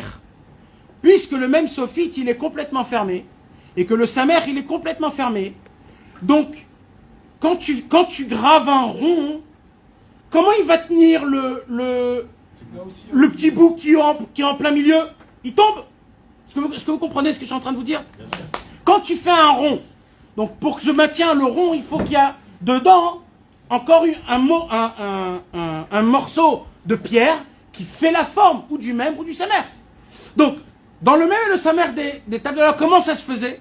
Alors la Torah elle vient nous dire, même samer, benes ayomdin. C'était un miracle qu'il y avait de la pierre dans le trou du samer ou du même sophite qui restait dans l'air. En lévitation. En lévitation. D'accord, mes amis? Comme ça, c'est écrit. Pourquoi le même et le samer? Déjà, il faut savoir, mes amis, que le même sophite et le samer, ce sont les deux seules lettres au monde qui représentent tout dans le monde en entier. Ça représente tous les astres, toute la création de ce monde, parce que le même, c'est le carré, et le samer, c'est le rond. Maintenant, le même, mes amis, c'est la seule lettre de tout l'alphabet qui est très spéciale, que comment on la prononce le même, c'est en rajoutant de sa même lettre, même. C'est quoi même? De même. Dans le vav, il y a un yud au milieu, ou un aleph, ou un he. Elle n'est pas toute seule. Le même, il est tout seul. Il n'y a pas d'autre déclinaison. Mais dans le mot même, comment ça s'écrit même? Le même, ça s'écrit un même qui est ouvert et un même qui est fermé. D'accord ou pas? Et regardez bien que le même, c'est une lettre qu'on le dit que dans les lèvres, au bout de la bouche. Et il y a écrit dans le Hilkut Shimoni, ça nous apprend que le même, quand la bouche, elle commence à parler de quelque chose, même ouvert, c'est la bouche qui est ouverte, tout de suite après le même, il y a le même sophite qui est fermé. Quand tu ouvres ta bouche, vaut mieux la fermer. Même ouvert, même fermé. Mais mec, c'est comme ça. Quand tu ouvres ta bouche, sache que vaut mieux la fermer. Ferme ta bouche. C'est ça le même sophite. Même, tu ouvres ta bouche parce que c'est une lettre qui est de sfataim, c'est-à-dire des lèvres. C'est même pas... Parce qu'il y a des lettres qui sortent des dents, du palais, de la langue et de la gorge. Ça, c'est le premier. C'est sfataim. Donc, c'est ça que ça nous apprend. C'est pour cela aussi que la Torah, elle commence par quelle lettre? La Torah orale. Même. Comment? Me matai korin et shema be'arvit. Et par quoi elle se termine, la Torah orale? Par un même sophite. Hashem oz le'amoiten. Hashem yivarech et amo b'shalom. Donc la Torah, elle commence par un même et elle termine par un même sophite. Le monde en entier, il dépend dans la lettre même. Maintenant, le samer, mes amis, c'est un chidouche qui est encore plus grand, le samer. Pourquoi? Comment on écrit le samer? On écrit le samer, même, et chaf, nachon? Prends le samer au début, mets-le de côté. Et prends le même et le chaf. Même, c'est combien? 40. Chaf, c'est combien? 20, 40 plus 20, 60, c'est samer. Dans le mot samer, il y a aussi le mot samer. Ça veut dire que le samer, il était avant le même. Avant que le samer, il a été créé, avant que le même, il était créé, le samer, il était déjà créé. Parce que dans le mot samer, il y a le mot même et chaf. Dans le mot même chaf aussi, il y a le mot. Maintenant, il dit Rabbeinu comme ça. Kimas ou prinat shichecha. Il dit Rabbeinu, Mas, le même et le Samer, il dit Rabbeinu, c'est du niveau de l'oubli. Ve'al amru Razal, c'est pour cela que les Chachamim nous ont appris En dome ashone pirko mea peamim le mea peamim ve'echad. Ça ne ressemble pas quand un homme il étudie 100 fois par une personne qui étudie 101 fois. Est-ce que vous connaissez cette Gemara? Oui. C'est une Gemara dans Masechet Hagiga. La Gemara dans Masechet Hagiga nous raconte de Bar Ii. Bar Ii est venu chez Hillel Azaken. Il est venu chez Hillel Azaken et il a une grande question à poser. C'est quoi la question? Il dit, il y a un pasouk dans le passon qui dit comme ça. Veshavtem, ou reitem, ben tzadik, le racha, ou ben oved Elohim, le hacher lo avado. Qui veut traduire? Veshavtem ou reitem, vous allez revenir et voir la différence qu'il y a entre un tzadik et un racha, un serviteur de Dieu et un homme qui ne sert pas Hachem. Ok? Alors, Bar Ii pose la question à Hillel Azaken, il dit Hillel, je comprends pas là, c'est quoi la différence entre un tzadik et un racha et un serviteur de Dieu et quelqu'un qui ne sert pas Hachem? Un tzadik, c'est un serviteur de Dieu, et un racha, c'est quelqu'un qui ne sert pas Hachem. Pourquoi il y a écrit? Et on verra la différence qu'il y a entre un tzadik et un racha, quelqu'un qui sert Hachem et quelqu'un qui ne sert pas Hachem. C'est la même chose. C'est quoi un tzadik? Quelqu'un qui sert Hachem. C'est quoi un racha? Quelqu'un qui ne sert pas Hachem. Alors pourquoi dans le pasouk, on donne le détail entre un tzadik et un racha, entre un serviteur d'Hachem et pas un serviteur d'Hachem? Ça aurait suffi juste d'écrire ou d'un tzadik et d'un racha, ou d'un serviteur de Dieu et pas d'un. Pourquoi on écrit les deux? Vous connaissez, vous avez compris la question? Oui ou pas? Ouais. Alors je répète le pasouk. Veshavtem ou raïtem, ben tzadik le racha, ben oved Elohim, le hacher lo avado. Alors Bar Ii, il dit à Hillel, Aïnou tzadik, Aïnou oved Elohim, tzadik, c'est le serviteur de Dieu. Aïnou racha, Aïnou hacher lo avado. Le racha, c'est celui qui ne sert pas Hachem. Donc pourquoi le pasouk qui se répète? Amarle, Hillel, il lui donne une réponse phénoménale. Il lui dit, Avdo, velo avdo, tarva yetzadikeninu. Le pasouk qui dit comme ça, Veshavtem ou raïtem, ben tzadik le racha, ou ben oved Elohim le hacher lo avado. Tzadik et racha, il dit, Hillel Azaken, tzadik c'est le tzadik, le racha c'est le racha. Le oved Elohim et le hacher lo avado, c'est quoi? Il dit Hillel, les deux, c'est des tzadikim. Le serviteur d'Hachem et celui qui ne sert pas Hachem, même eux, c'est des tzadikim. Alors si c'est comme ça, c'est quoi la différence? Il dit, Hillel, tu sais c'est quoi la différence? Celui qui étudie 100 fois ça, celui qui répète 100 fois son étude, c'est quelqu'un qui ne sert pas Hachem. Celui qui étudie son étude 101 fois, lui, ça s'appelle un serviteur d'Hachem. Vous n'avez pas compris? La 101e fois, c'est pour Hachem. On a dit qu'il faut étudier, ça ne ressemble pas à quelqu'un qui étudie 100 fois et 101 fois.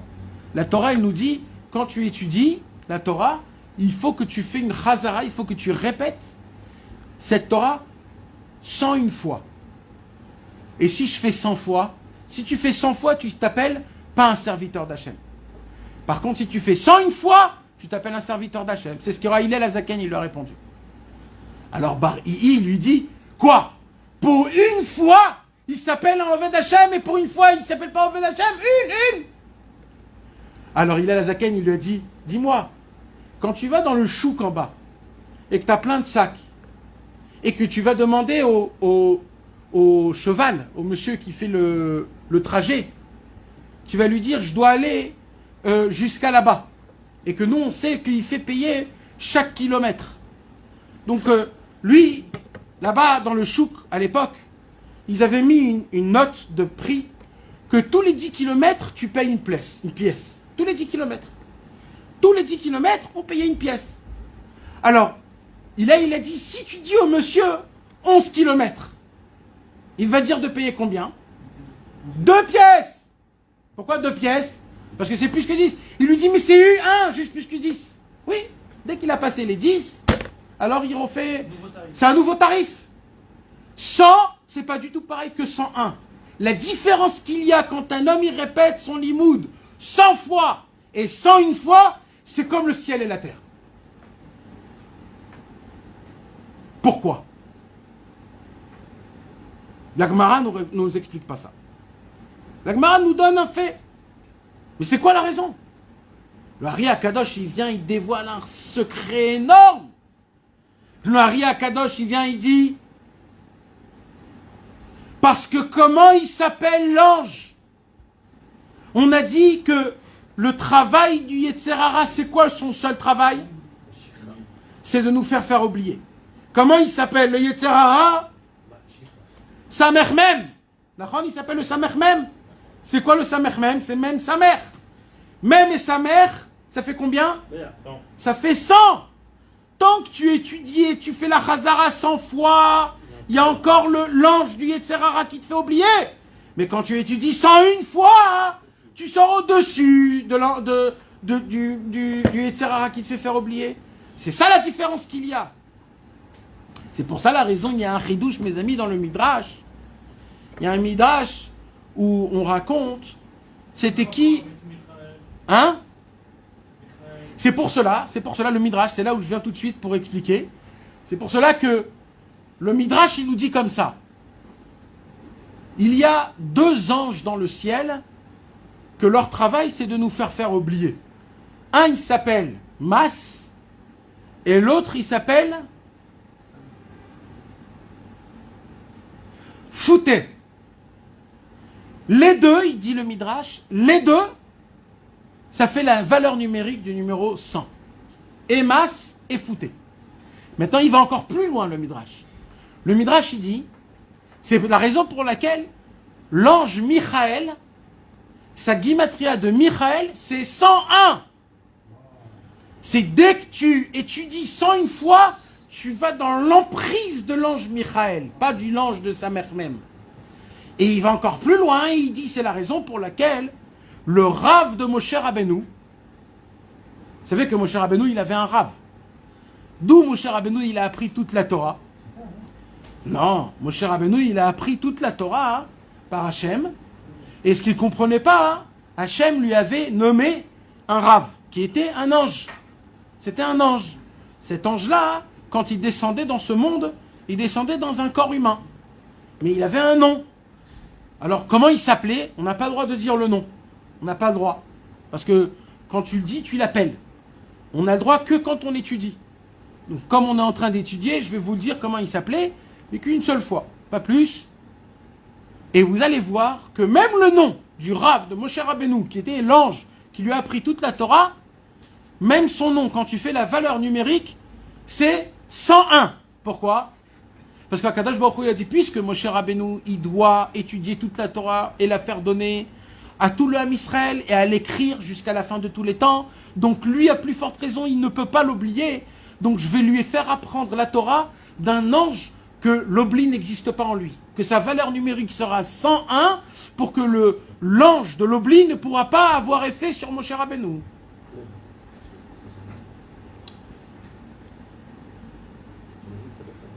Ok mes amis? Comment il s'appelle? Il s'appelait Zagna Zagael. C'était le Rav de Moshe Rabbeinu alav Shalom. Maintenant, quand vous prenez tout le nom, Zagna Zagael, vous prenez tous, vous voyez que c'est 101. Ce 101-là, c'était pour nous faire montrer, pour que Moshe Rabbeinu puisse apprendre toute la Torah et ne jamais l'oublier. Et nous, on a appris la Torah de Moshe Rabbeinu, que Moshe Rabbeinu n'a pas oublié. C'est pour ça que nous, on a une possibilité aussi de ne pas oublier la Torah. La Torah, c'est pas comme une science comme les autres, que plus tu étudies, plus tu peux oublier. La Torah, elle a une puissance qu'on a la possibilité de ne pas l'oublier. Alors, c'est quoi qui fait que j'oublie la Torah? C'est là, Rabbeinu, il vient, il nous dit, c'est le manque d'Emouna.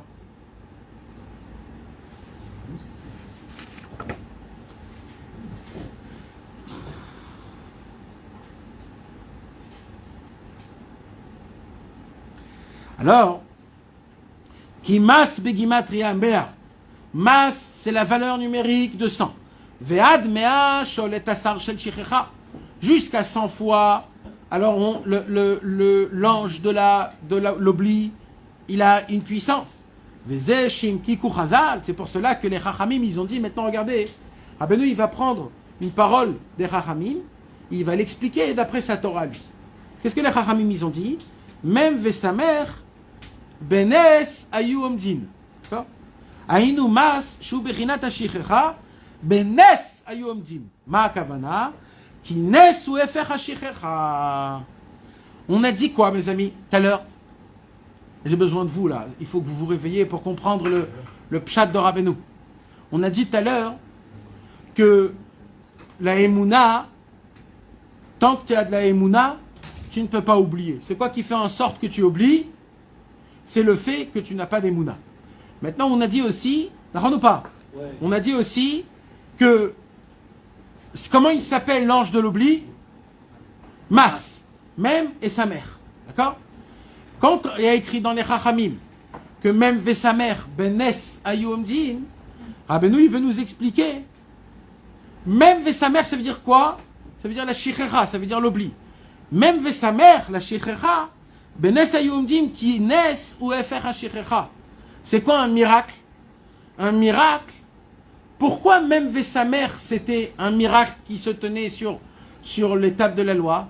Parce qu'on a expliqué tout à l'heure que le miracle, c'est obligé que ça soit avec de la Emouna. Comment on peut obtenir un miracle, on a dit, mes amis? À travers la Emouna que tu as dans ta tfila. Plus tu as de la Emouna dans ta tfila, plus ta tfila, elle peut créer le miracle. Si tu crois pas que Hachem, il peut changer la nature, alors ben, ta tfila ne peut pas changer de nature. Mais si ta Emouna, elle est aussi grande que elle peut changer la nature, alors ça peut changer. Alors il dira, ben nous, c'est ça le pshat. Même ve sa mère, benes ayumdin. C'est-à-dire quoi? Même ve sa mère, on a dit, c'est référence à l'oubli. On a dit que l'oubli, elle vient à cause de manque de Emouna. Donc, benes ayumdin, ça veut dire quoi? Benes, c'est le miracle qui dépend de la Emouna, de la tfila. Omdin, en omdin, et la tfila. Ça veut dire, quand tu fais une tfila, et grâce à ça, tu as le nes, même ve sa mère, il tombe. Pourquoi? Parce qu'il n'y a plus de shichera. Parce que la shichera, elle vient quand il y a de la Emouna. Quand il n'y a pas d'Emouna. Donc là, on comprend qu'est-ce que ça veut dire, même ve sa mère, benes ayumdin. Ça veut dire quoi? Ça veut dire que le même et le samer, on peut l'exploser, on peut l'éclater comment? Quand tu as de la Emouna et de la tfila et qui fait le nes, benes ayumdin, grâce à ça, le même et le samer, il a la possibilité de tomber et de se maintenir. Mais pourtant, c'est pas un S. Oui, mais Rabbeinu, toujours, il change la... Rabbeinu, il rentre pas dans... Rabbeinu, il joue juste avec les mots. Comment ça se fait qu'il ne rentre pas Eretz Israël là-dedans? Non, pas toujours il rentre le Non, Inyan. mais dans toute la Torah, Ouais. il répète à chaque fois ce cercle. Ah, Parce que c'est pris Napilissim, vous avez tout d'abord. et ici, il n'a pas fait rentrer. C'est pas obligé que ça se rentre, mais... Maintenant, mes amis, il faut savoir une autre chose. Je voudrais vous lire, si avec votre permission, le commencement de la Torah de Samer Bet, qu'on a parlé de la Emouna, qui est très important. Pour récapituler ce qu'on a étudié, mes amis, et pour faire un sikoum de ce qu'on a étudié, c'est de savoir une chose. J'ai oublié de vous dire, dans le Likuta Halachot, il y a écrit, ça s'appelle quoi l'oubli et ça s'appelle quoi la mémoire. Si quelqu'un il dit, écoute frère, je ne sais pas ce qui m'arrive, je commence à oublier plein de choses, j'ai oublié où j'ai mis mes clés, j'ai oublié où j'ai mis ça. Peut-être ça aussi, ça s'appelle d'oublier. Ou alors d'oublier, ça s'appelle quelque chose d'autre. Quand on parle de perdre la mémoire, il dit Rabbi Nathan, c'est certain, dans Ilchot Ktovet Kaka, Rabbi Nathan il dit, c'est évident que ce monde-ci, il faut l'oublier complètement.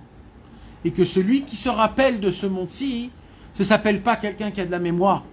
Ce monde-ci, il n'y a pas besoin d'être rentré dans la mémoire. C'est le Yetzer Hara qui nous fait faire rentrer. Ce monde-ci, il faut l'oublier. On n'a pas besoin de se rappeler de ce que j'ai fait hier ou avant-hier. qu'est-ce que j'ai mangé, qu'est-ce que j'ai pas mangé et où j'étais en vacances. Ça m'emmène nulle part. Ça prend de la place dans ma tête.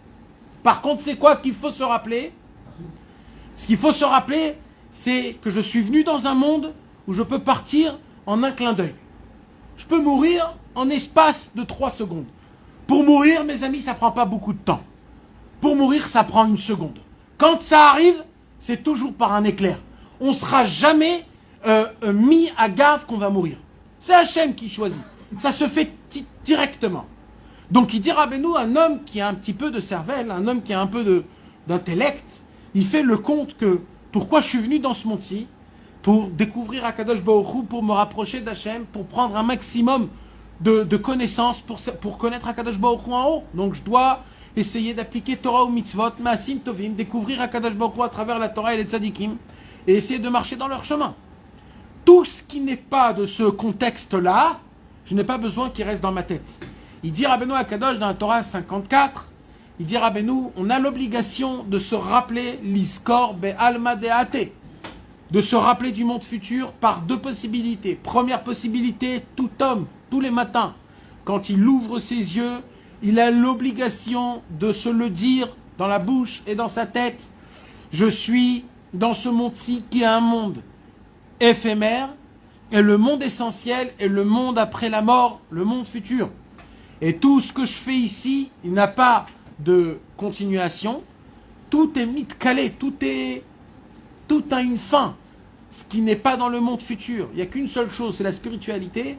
Il n'y a que ça qui me reste. Et la deuxième façon de comment se rappeler du monde futur, il dit Rabbi Nachman, c'est d'essayer dans chaque pensée, parole et action, dans chaque mesure de la journée, d'essayer de connaître et de reconnaître la voix d'Hachem, comment Hachem il m'appelle pour revenir à lui à travers tout et rien.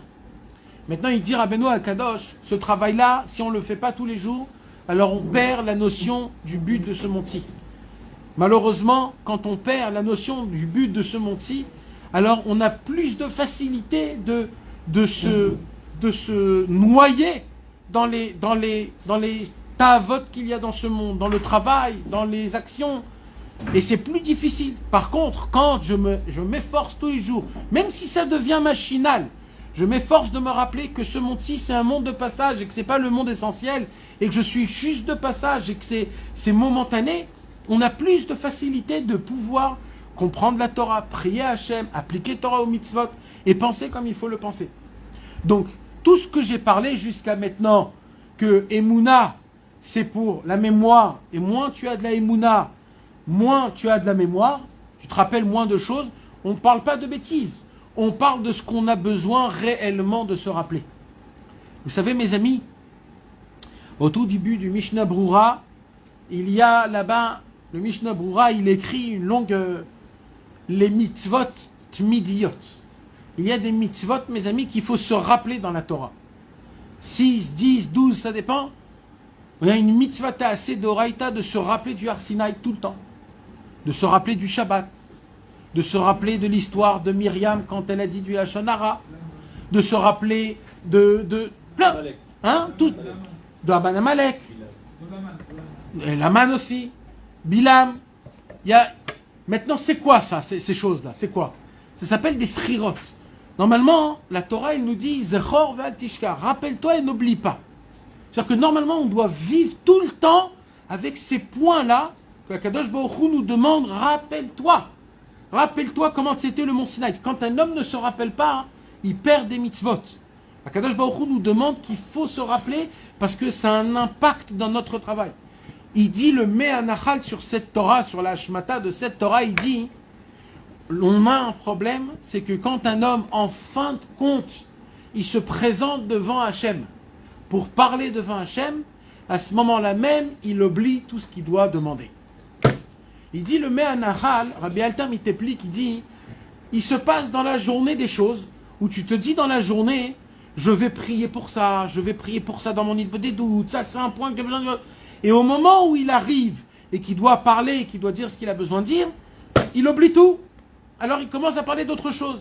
Et il dit le Me'anachal, et comme ça, le Yetzerara, il peut avoir un homme qui va faire même Itbo des doutes pendant toute une vie, rien que parce qu'il lui fait tomber dans l'oubli. Toute une vie, un homme qui va faire Hitbod des doutes. Jusqu'à qui va faire Hitbod des doutes. On va dans des kivrets de sadikim. On va chez Rabbi Meir Balanès, chez Rabbi Shimon Bar Yochai, on va à droite, à gauche, etc. Et là, il se passe quoi? On ne sait même plus quoi faire. On ne sait pas quoi demander. On est là, on est un petit peu perdu. On ne sait pas comment. Et tout ça, c'est à cause de quoi? C'est parce qu'on a un problème de la mémoire et de l'oubli. Et ça, c'est un manque d'émouna, parce qu'on n'a pas la notion de qu'est-ce que c'est la émouna, de combien Kadosh Baruch Hu est grand et comment ça nous fonctionne. Et il nous apprend, Rabbeinu Akadosh, ce qu'on a réellement besoin de se rappeler, c'est de la raison pour laquelle on se tient dans ce monde-ci et qu'est-ce qu'on doit faire par rapport à tout ça. Et plus on arrive à se maintenir ce zikaron-là, cette notion de, comment on dit, de mémoire, plus on arrive à travailler et à faire ce qu'on a besoin de faire. Automatiquement, c'est sûr et certain que quand un homme, il est dans un travail et que ce qu'on lui demande de faire dans son travail, ce n'est pas clair, alors automatiquement, ce qu'il fait, c'est mauvais. Mais quand un homme, on le rappelle, c'est quoi son travail et qu'est-ce qu'il doit faire pendant tout le temps, alors même s'il fait mal son travail, au moins il est toujours dans ce qu'il doit faire. Donc quand un homme, il a devant ses yeux, chez Viti Hashem les Negditamides, que Akadosh Baruch Hu, qu'il est là, et que c'est ces choses-là et ces points-là importants que je dois prendre à chaque fois, alors automatiquement, on a la possibilité de pouvoir maintenir le but, et se rappeler du but, et d'aller à fond le plus qu'on peut. Mais quand... Hein? La Emouna, ça donne le Zikaron. Et le Zikaron, grâce à ça, ça nous donne la possibilité de pouvoir faire tout ce qu'on a besoin de faire, mais de savoir quoi se rappeler, quoi oublier, et grâce à ça, de fonctionner d'une manière qui soit... On avait expliqué il y a très longtemps, juste après, quand on a repris les cours, sur la Gemara dans Masechet Brachot, où là-bas il y a écrit, où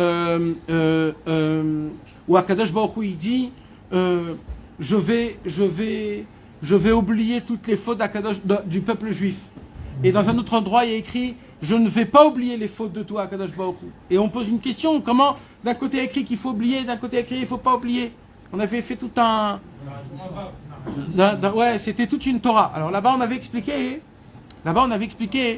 quelque chose d'important, c'était quoi? C'est qu'il y a un travail qu'il faut oublier des choses, et il y a un travail qu'il faut se rappeler des choses. Il faut oublier ce monde et se rappeler du monde futur. Et là, quand on écoute à la fois, il faut se rappeler d'oublier, c'est-à-dire que la future nous sera... Exact. Se rappeler d'oublier. Nachon.